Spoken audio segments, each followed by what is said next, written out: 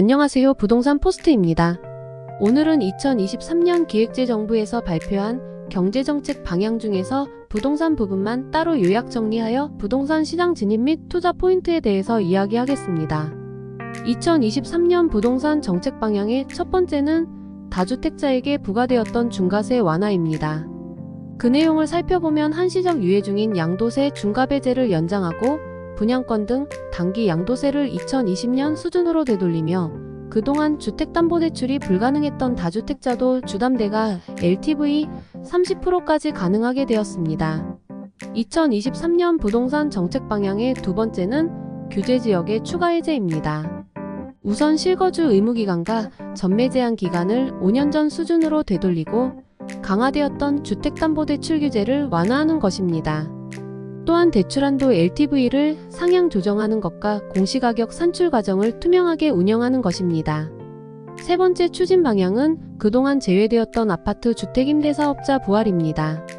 임대사업자 등록 시 세제 및 금융 혜택이 주어지는데 지방세인 취득세가 감면되며 국세인 양도세 경감과 종부세 합산배제가 복원됩니다. 또한 임대의무기간 확대 등록 시 추가 혜택도 제공되며 임대사업자의 LTV 상한을 확대하는 것도 함께 추진되고 있습니다. 다양한 혜택이 주어지는 아파트 임대사업 등록에는 조건이 따르게 되는데 첫째는 국민주택인 85제곱미터 이하만 가능하고 둘째는 투기 방지를 위해 동시에 2채 이상 등록해야 하며 단기는 없어지고 장기 임대사업자만 등록이 가능합니다.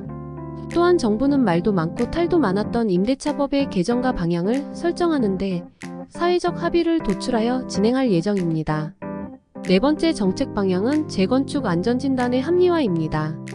이미 발표된 공급계획은 시장 상황을 고려하여 탄력적으로 정상 추진할 예정이며 부동산 PF 시장의 부실화로 인한 경제적 사회적 파장을 막기 위해 사업성 재고 및 금융 지원을 계획하고 있습니다. 이러한 정부의 부동산 완화 정책 방향에 따라 부동산 시장이 어떻게 변화하고 있으며 이 변화에 맞춘 부동산 투자 시사점에 대해서 살펴보도록 하겠습니다. 다주택자의 취득세 중과 완화에 대해서 자세히 살펴보면 3주택 이상 취득 시 부과되었던 세율을 절반으로 하향 조정하여 시행하고 있습니다. 즉 3주택은 8%, 4주택은 12%에서 23년 1월 5일 이후 각각 4%, 6%로 하향 조정되었습니다. 23년 현재 주택 취득 시 적용되는 세율은 다음의 표와 같습니다. 기존 1주택 보유자가 주택 한 채를 추가 취득하여도 취득세율에 영향은 없으며 법인 사업자의 경우는 4주택 이상 보유자와 같은 세율을 적용받습니다. 취득세는 2주택까지 전용 면적과 취득금액에 따라 차등 적용되며 3주택 이상부터는 전용 면적 85제곱미터 기준에 따라 농어촌 특별세만 차등 적용됩니다. 다주택자의 양도세율도 완화 적용되고 있습니다. 양도세 중과 배제 규정이 23년 5월에 종료 예정이었으나 1년 연장하여 24년 5월까지 적용되고 있으며 23년 7월에 확정 개편안을 준비하고 있습니다. 아울러 분양권 및 입주권의 단기 양도세율을 2020년 수준으로 환원 적용하고 있습니다. 분양권이나 입주권 모두 1년 미만의 경우 70% 양도세율이 적용되었으나 45%로 하향 적용되며 60% 양도세율이 적용되었던 1년 이상 보유자는 기본세율을 적용받고 있습니다. 기본 양도세율은 다음의 표와 같습니다.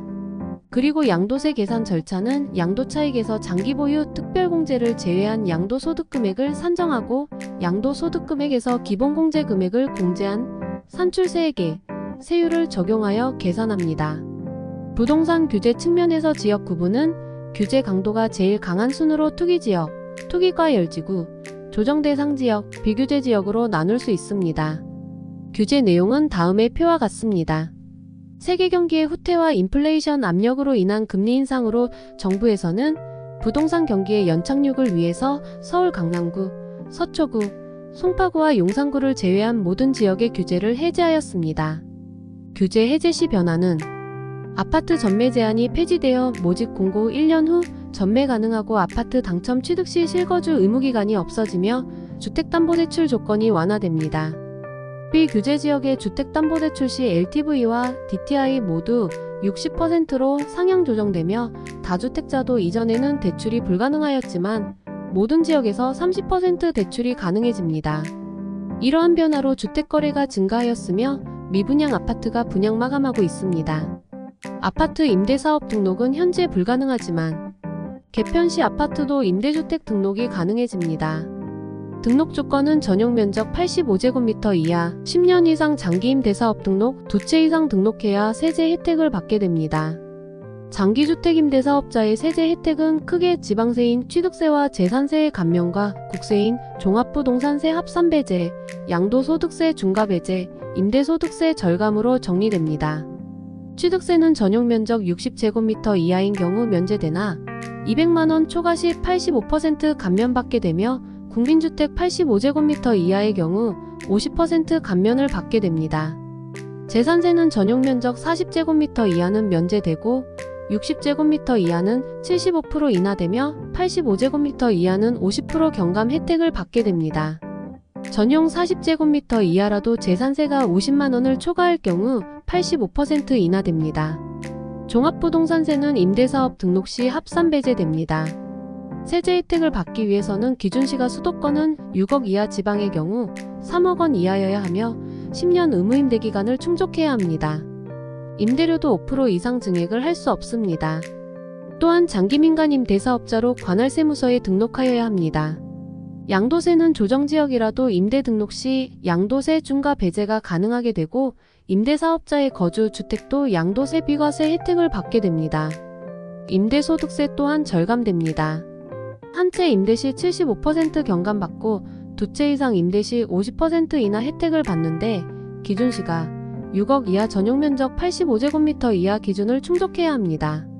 연 2천만원 이하 임대소득의 경우 분리과세를 선택하게 되는데 이 경우 필요경비율과 기본공제에서 상향 차등 적용을 받게 됩니다. 정부는 공공주택 공급 확대를 위해서 부동산 PF 시장 부실 방지와 이미 발표된 공급계획의 정상 추진을 발표하였습니다. 재건축의 진행은 계획 수립부터 정비구역 선정, 조합 설립, 사업 시행인가, 관리 처분인가 등 많은 단계를 거쳐야 하는 사업이라 진행 상황 살펴보며 판단해야 합니다. 현재 부동산 시장은 규제 완화 정책으로 금리가 안정화되고 급매물이 소진되어 수도권 미분양 단지의 분양 마감이 나타나는 등 긍정적인 효과를 보이고 있습니다.